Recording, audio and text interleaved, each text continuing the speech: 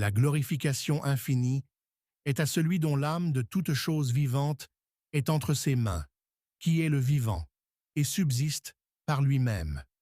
C'est pourquoi il nous avertit par ceci. وَمَنْ أَعْرَضَ عَنْ ذِكْرِي فَإِنَّ لَهُ مَعِيشَةً ضَنْكًا وَنَحْشُرُهُ يَوْمَ الْقِيَامَةِ أَعْمَى.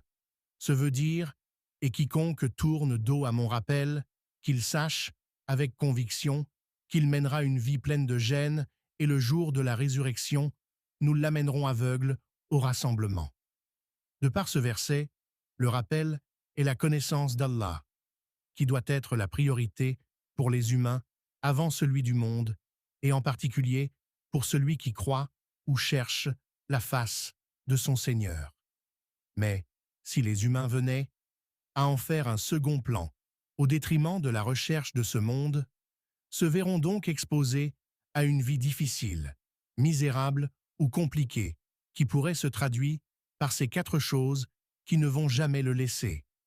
Un souci ou un problème qui ne laisse jamais tranquille. 2.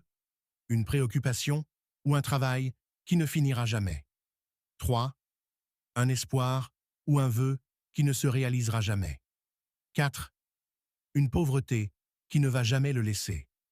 Comment peux-tu donc t'éloigner de ton Seigneur pour une chose qui finira ou tu finiras avant ça? Ou penses-tu que cet monde est une éternité pour toi, une porte d'éternité de par ses jouissances éphémères? Comme sera grande la tristesse d'une telle existence.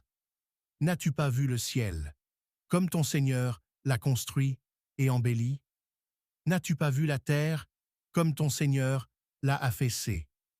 N'as-tu pas vu comment ton Seigneur donne la vie et la mort de par la modification de la nature à une période sèche, à une période pluvieuse, de vie?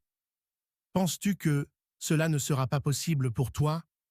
Ou cherches-tu tout simplement d'être surpris par l'évidence? As-tu vraiment accepté la shahadatain? Ou la shahad, un la ilaha illallah? Et tu auras le succès et le bonheur dans cet monde et au jour de la résurrection. Qu'attends-tu, ma sœur, mon frère?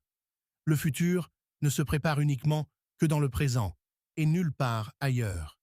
La vie-ci est ton présent et la mort est ton futur. Donc, nul doute sur son avènement, sur tout un chacun de nous. Prépare ton aujourd'hui pour en rire demain, ou ne prépare pas ton aujourd'hui en riant pour en pleurer demain. Qu'est-ce qui est mieux pour toi, mon frère?